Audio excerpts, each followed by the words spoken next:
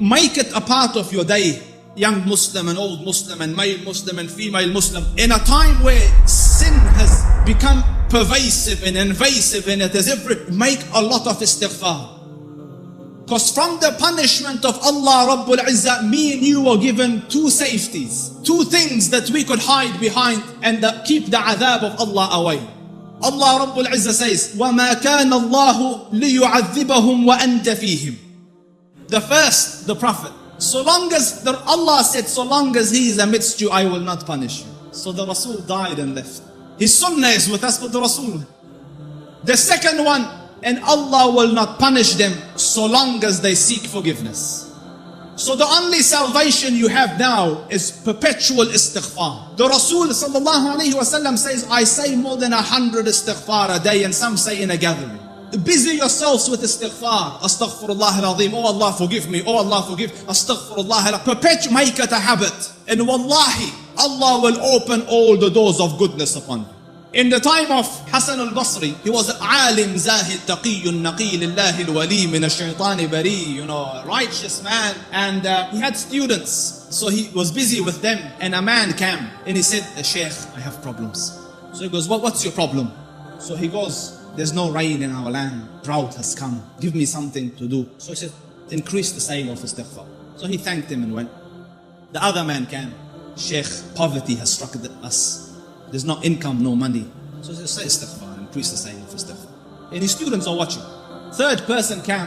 Shaykh, I can't have children. So increase the saying of istighfar. So the students look at the Shaykh, every person came with whatever sickness. You have one medication, just injecting everyone the same thing. What's going on? So the Shaykh said it's from the Quran. فَقُلْتُ اسْتَغْفِرُوا رَبَّكُمْ إِنَّهُ كَانَ غَفَّارًا يُرْسِلِ السَّمَاءَ عَلَيْكُمْ مِدْرَارًا وَيُمْدِدْكُمْ بِأَمْوَالٍ وَبَنِينَ وَيَجْعَلْ لَكُمْ جَنَّاتٍ وَيَجْعَلْ لَكُمْ أَنْهَارًا. Make istighfar of Allah. Allah will send the sky down with helpful rain for you. He will bestow you with wealth and progeny and make your gardens grow, and around it springs of water will come. All for the saying of istighfar and the returning to Allah Rabbul Izzah with seeking forgiveness of Allah Rabbul Izzah. Make istighfar, Muslims. Amidst the scholars of the past, one of the famous ones is Ahmad ibn Hanbal. They call him the Imam of Ahlul Sunnah. And such a giant of an Imam, some of the people in his madhab say that no one served the religion after Abu Bakr radiallahu anhu more than Ahmad ibn Hanbal. Because just in the days of Mihna, for years he took imprisonment and house arrest, but he would not budge on his stance on the deen. So his fame and repute extended across the Muslim land. Everyone knew him, but there was no selfies in those days, you couldn't share a picture. So no one knew. Few people around him and his students and the Ahl al-Ilm knew what the Shaykh looked like. Most people hadn't seen him, but they had heard about him. So Imam Ahmad went on a travel from his city to another city. And when he reached that city, night befell him. He was in a masjid and he was trying to sleep in the masjid, because in those days there was no hotels and things. So the guard came and he said, get out of the masjid. So he said, listen, I'm a traveler, I don't have anywhere to go. I will just be here till tomorrow and then I will be on my way. So he said, no, get out. So the Shaykh went and sat outside the door. Can you imagine? This was a man, who, when he used to walk, hundreds would be walking with him and they would kiss his head and hold his books. Hey, Imam Ahmad was Imam Ahmad. Now he's sitting at the door of the masjid. So he looks at him and goes, didn't I tell you to go? He goes, I'm outside. He goes, no, get out. So he said, listen, it's just. So he said he held the Imam from his leg and dragged him onto the street.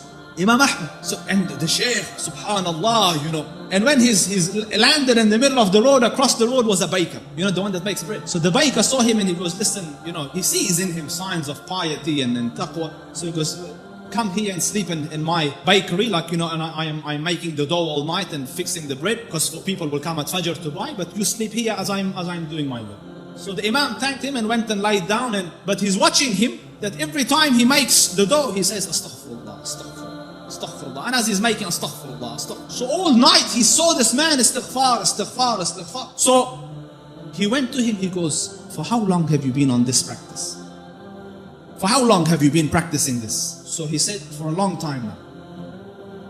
So he said, for how long? He said, for a long time. So he goes, have you seen any benefits? Because no one can be so consistent and perpetual on dhikr and on istighfar and Allah not grant him some favor. So he goes, I've realized that whatever dua I ask, Allah grants me. except for one dua that he hasn't accepted. So he said, what dua was this?